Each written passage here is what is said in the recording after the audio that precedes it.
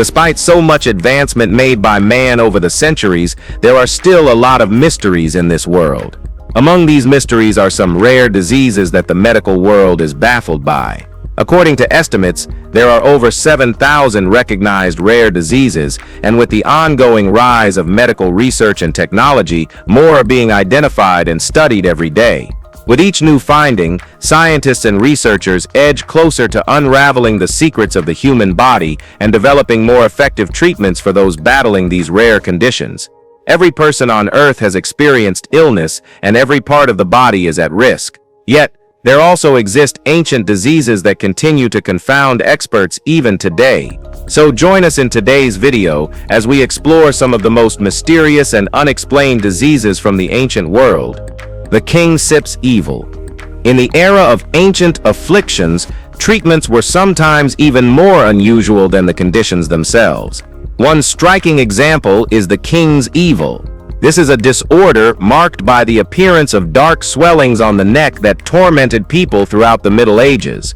These lumps began painlessly but could rupture, leaving large infection-prone wounds. Now, accompanying symptoms typically included fever and severe weight loss, creating a bleak portrait of agony. Historically, the cause of the king's evil was thought to stem from the clotting of impure blood within specific organs or an excessive buildup of phlegm. The explanation was grounded in the ancient doctrine of the four humors, a foundational theory in early medicine that claimed health relied on equilibrium between bodily fluids. The notion that the king's evil could be healed just by a monarch's touch was widespread in both England and France. It was based on the deep-rooted belief that royal bloodlines possessed divine authority, capable of curing the afflicted with a mere touch. After receiving this sacred contact, the healed person was given a gold coin called an angel, worn around the neck as a protective charm to ward off future illness for life. This particular disease helped reinforce belief in the royal touch because of its odd progression. Well, frequently, it healed spontaneously without the need for any medical procedure. That self-resolving nature offered an ideal stage for royal miracles to appear genuine. Countless monarchs across Europe engaged in these public healing rituals. For instance, records claim that King Henry IV of France healed more than 1,500 people using this sacred practice. The tradition of the royal touch started to fade during the 18th century, as Enlightenment thinking began to challenge the basis of monarchy and the divine right to rule. At the same time, improvements in medical science began producing more practical treatments for disease. The final known instance of royal healing in England was carried out by Queen Anne in the early 1700s, signaling the close of a tradition that had persisted for over 1,000 years. As for the king's evil, modern medicine now recognizes the illness as scrofula, a form of tuberculosis that affects lymph nodes in the neck. Today, it's treated with a course of antibiotics that lasts nearly a year. Notably, scrofula tends to affect individuals with weakened immune systems and made a notable return during the 1980s among patients diagnosed with HIV and AIDS. It's just weird. Glass delusion. Throughout his reign from 1380 to 1422, King Charles VI of France endured persistent episodes of mental instability. During the most severe phases, he couldn't recognize his own name or recall that he was the monarch. To contain his erratic behavior, like sprinting wildly through the halls of his Paris residence, royal attendants had to enforce drastic measures, even building barricades to restrict his movements. At one point, he went 5 months without bathing or changing clothes. But the most surreal aspect of his condition emerged when Charles became utterly convinced he was made of glass. This wasn't symbolic. He genuinely believed his entire body was composed of fragile glass. To shield himself, he wore reinforced garments lined with iron rods and refused close contact, terrified he might crack or shatter. The condition, later termed glass delusion, wasn't limited to Charles. It crept through European aristocracy, disturbing minds with its strange horror. Victims included Tchaikovsky, the celebrated Russian composer, plagued by a fear that his neck would snap and his head would fall while conducting. A Bavarian princess lived in dread, believing she had swallowed a glass piano that could shatter inside her. Greek Lieutenant General Georgios Sathanas was also gripped by it, He thought his legs were glass, couldn't move in combat, and was executed for military failure. Historians and psychologists have examined the phenomenon, linking it to the social and cultural anxieties of the era.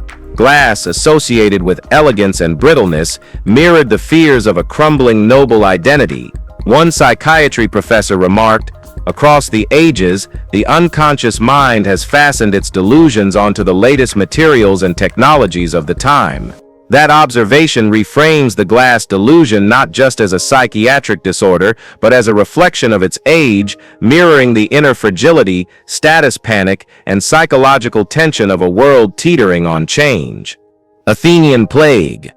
In 430 BC, ancient Greece was a nucleus of intellectual and cultural influence, with its grandeur embodied by the thriving city-state of Athens. Yet during the Peloponnesian War, a brutal struggle between Athens and the dominant city-state of Sparta and its coalition, an unseen enemy slipped past the city's gates. This was no ordinary adversary.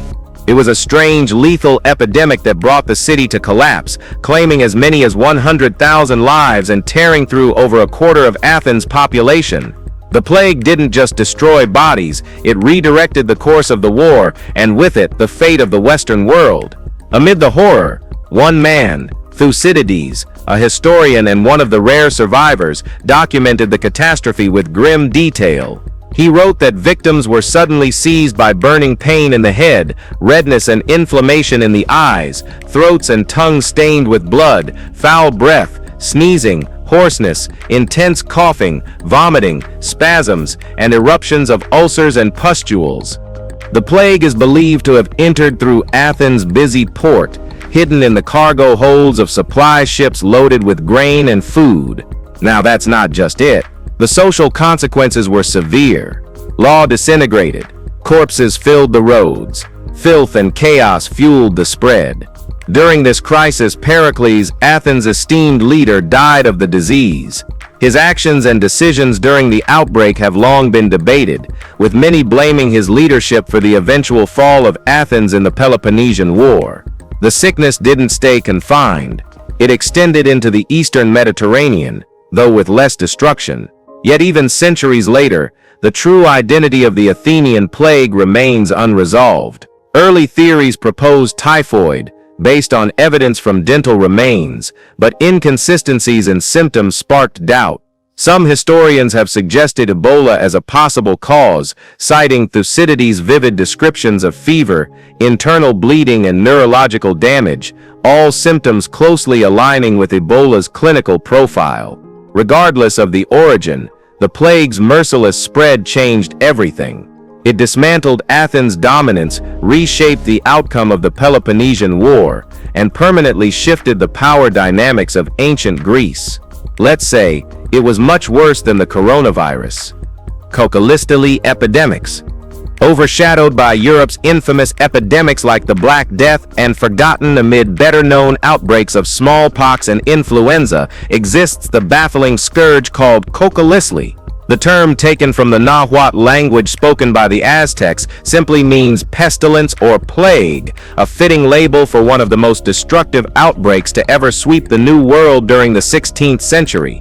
The Kakolisti epidemics, especially those between 1545 to 1548 and 1576 to 1580, erupted violently in the wake of Spanish colonization. They deepened the demographic devastation already begun by European-born diseases like smallpox and measles. What made Kakolisti uniquely horrifying wasn't just its toll, wiping out nearly 80% of native populations in affected areas, but the ongoing uncertainty surrounding its actual cause. Unlike other plagues with clearly identified pathogens, the microbe behind Kakolisti has never been conclusively named. Historical records describe symptoms like extreme fevers, splitting headaches, dizziness, blackened tongues, dark urine, dysentery, and stabbing abdominal and chest pain. These terrifying effects offer few solid leads for modern classification. However, developments in molecular science and ancient DNA testing have begun to crack open the mystery. Scientists have extracted genetic material from the teeth of mass burial victims, hoping to uncover the pathogen responsible. These tests pointed towards Salmonella enterica, particularly the Paratyphi C strain, a bacterial agent known to cause enteric fever, which bears a number of overlapping symptoms. Still, the potential link to Salmonella has not closed the case. Many researchers remain puzzled as to how such a bacterium could trigger a plague of this scale, especially considering the limited transmission mechanisms of the time. Some experts point to environmental factors. Prolonged droughts during the 16th century may have amplified the crisis, causing food shortages, widespread hunger, and weakened immune systems among indigenous communities, all of which would have intensified the disease's spread and mortality. Despite these theories, contradictions between Kakolisti's recorded symptoms and those typically seen in Salmonella infections continue to cloud the answer. The exact agent behind the outbreak and why it struck with such unmatched ferocity remains unresolved, just like other ancient diseases. Water elf disease. In medieval British folklore, elves weren't the graceful beings later romanticized in Tolkien's fiction. Instead, they were meddlesome, hostile entities believed to exist in overwhelming numbers, fully capable of harming both animals and people. The discovery of Neolithic flint arrowheads in areas where livestock had mysteriously died was often blamed on elves, taken as physical proof of their unseen assaults. This belief, called elf shot, was thought to cause sharp localized pain and was seen as a forerunner to the more dreaded water elf disease. So widespread was the fear of water elf disease that an Anglo-Saxon metrical charm was created to counter it. The charm, half-healing ritual, half-incantation, described the symptoms plainly. If someone is afflicted with water elf disease, his fingernails will blacken and his eyes will sink downward. The recommended cure involved a blend of 12 herbs and botanicals steeped in ale and mixed with sanctified water. Next, a chant had to be recited to activate the potion's healing effect. As the text claimed, the wound shall not burn nor burst nor speed forward nor multiply, shall not throb nor the swelling grow nor the agony deepen. This preparation was then applied directly to the wound, followed by a second spoken charm. After that, the patient and their kin could only wait. While the exact cause of water elf disease is still unknown, its reported symptoms closely resemble those of certain modern conditions. Many contemporary scholars believe the most plausible diagnosis is endocarditis, a bacterial infection of the heart valve that enters the bloodstream and triggers a wide range of severe symptoms. The dancing plague of 1518. This was one of the strangest ancient diseases in the entire history of humankind. It began on a hot summer day in Strasbourg when Frau Trophia stepped into the street and danced non-stop for nearly a week. Within a month, 400 residents of the eastern French city were overtaken by the compulsion to dance until they collapsed.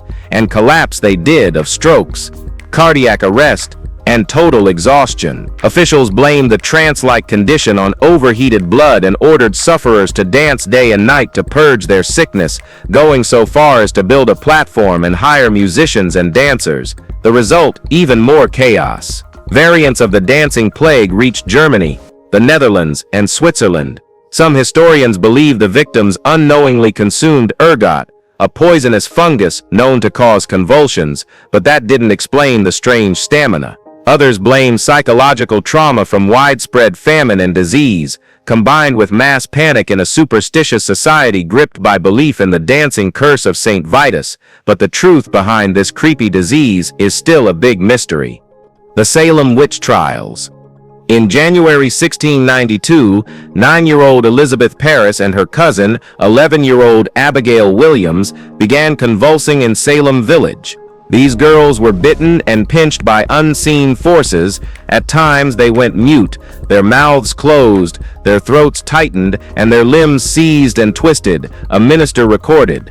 A local doctor examined them and declared they were bewitched. Within weeks, girls across Salem began suffering similar episodes. Desperate for someone to blame, the town descended into chaos, turning on itself. Salem village was plagued by deep divisions tied to its polarizing minister, Samuel Parris, and fear over waning piety, said Emerson Baker, historian and author of A Storm of Witchcraft, The Salem Trials and the American Experience. Residents feared the new leadership couldn't protect them from brutal frontier raids by the French and native allies. Meanwhile, a deadly smallpox outbreak had just passed. Hunger and economic strain, amplified by the brutal cold of the Little Ice Age, made tensions worse. Blame fell on outcast women and 6 men, beginning with Tituba, an enslaved woman in the Paris household, and extending to locals seen as different or disruptive. The last person convicted of witchcraft in Salem was officially exonerated 329 years later. Does it scare you? Sweating sickness. Sweating sickness, also known as the sweat or sudor anglicus, was a mysterious and deadly illness that struck England and later parts of continental Europe in several terrifying waves, beginning in 1485. The first outbreak coincided with Henry Tudor's rise to the throne and killed 15,000 Londoners in just 6 weeks. Symptoms began suddenly: chills, body aches, vomiting, chest pain, and breathlessness, followed by intense fever and profuse sweating. In many cases, death came within 24 hours, sometimes even faster. The threat was so real that Henry VII postponed his coronation to avoid exposure. Though it vanished later that year, the disease returned in 1507, again in 1517, and then most severely in 1528. By then, Henry VIII was king, married to Catherine of Aragon, but pursuing Anne Boleyn. When the sweat returned, Henry fled the city. Anne, secluded at Hever Castle, fell ill. Henry sent his physician William Butts to care for her, and she survived. William Carey, her brother-in-law, was less fortunate. Remarkably, surviving the sweat offered no lasting immunity. Cardinal Wolsey reportedly endured it multiple times. Mortality rates reached as high as 50% in some regions. The final outbreak came in 1551, and then the disease disappeared. To this day, its cause remains unknown. Some theories suggest anthrax from infected wool or a hantavirus spread by rodents, but neither explains its rapid transmission from person to person. While science may never solve the mystery, the sweat reminds us that pandemics can vanish as suddenly as they appear. Most Tudor-era people survived and carried on without medicine, vaccines, or even a basic understanding of contagion. By contrast, we're far better equipped. If they endured the sweat, we can face modern challenges with perspective and maybe even a bit of hope. So what do you think about these ancient diseases? Well, drop your comment below. And as we always say, thanks for joining us. And if you've enjoyed what you've just watched, be sure to like, share, and subscribe so you can never miss any of our amazing upcoming videos.